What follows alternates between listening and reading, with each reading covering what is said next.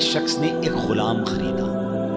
آج کے دور میں تو کسی کو گھر میں ملازم رکھنا ہو تو وہ نوکری پہ جاب پہ رکھتا ہے نا. پہلے ایسا نہیں ہوتا تھا.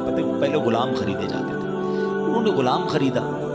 اچھا جب غلام خریدا تو غلام کہتا ہے حضور میری 3 شرطیں ہیں.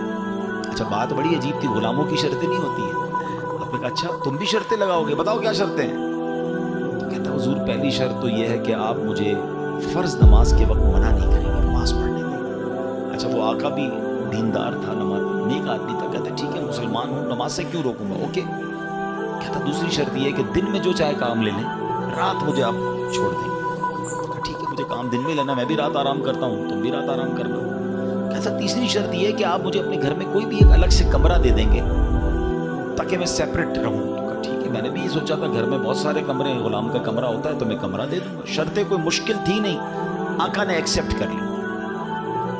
غلام گھر پر آیا, بڑا محنتی غلام تھا, دن میں کام کرتا, رات اپنے کمرے میں چلا جاتا. ایک دن آقا چلتے چلتے اس کے کمرے کے پاس سے جب گزرا تو دیکھا عجیب منظر ہے. کمرے کی چھت کھلی ہوئی ہے, آسمان سے نور برس رہا ہے, غلام سجدے میں ہے, اللہ کی عبادت کر رہا ہے اور اللہ کو رو رو کر یہ عرض کر رہا ہے کہ میرے مولا میں غلام ہوں, دن میں میری ڈیوٹیز ہیں, اگر یہ کام نہ ہوتا تو میں دن بھی تیری عبادت کرتا, رات بھی تیری عبادت کرتا.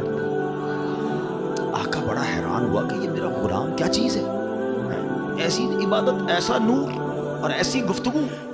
اگلی رات ہوئی تو اپنی بیوی کو لیا کہ چلو میں تمہیں ایک منظر دکھاتا ہوں. اپنی زوجہ کو لے کر غلام کے کمرے کے پاس گیا, پھر وہی منظر, چھت کھلی ہوئی ہے, آسمان سے نور برس رہا ہے, غلام سجدے میں وہ ہے اور اللہ سے باتیں ہیں, بڑی کیفیت. جب یہ منظر دیکھا تو وہ میاں بیوی بھی آنسو بہانے لگے, وہ بھی رونے لگے کہ یہ کیسا غلام ہے. صبح ہوئی تو غلام کو آقا نے بلایا اور کہا کہ ہمیں پتہ چل گیا ہے تمہاری رات کی عبادت ہم نے دیکھ لی ہے.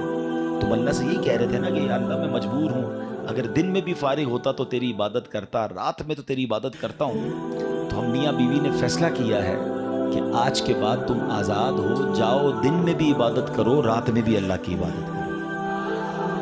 اچھا ہماری جگہ کوئی ہوتا تو بڑا خوش ہو جاتا کہ چلو یار انعام مل گیا. غلام کو آزاد ہونا بڑی نعمت تھی, مگر وہ غلام دراصل وہ آقا بننے کے قابل تھا. وہی آقا تھا, وہ بڑا کمال کا بندہ تھا. وہ پتہ کیا کہتا ہے, جب آقا نے کہا نا مجھے پتہ چل گیا تم رات کیا کرتے ہو اور اس وجہ سے میں تمہیں آزاد کرتا ہوں, تو وہ غلام اللہ کی بارگاہ میں کہتا ہے یا صاحب السر ان السر قد ظہر, اے راز رکھنے والے مولا, اے صاحب راز, راز تو کھل گیا.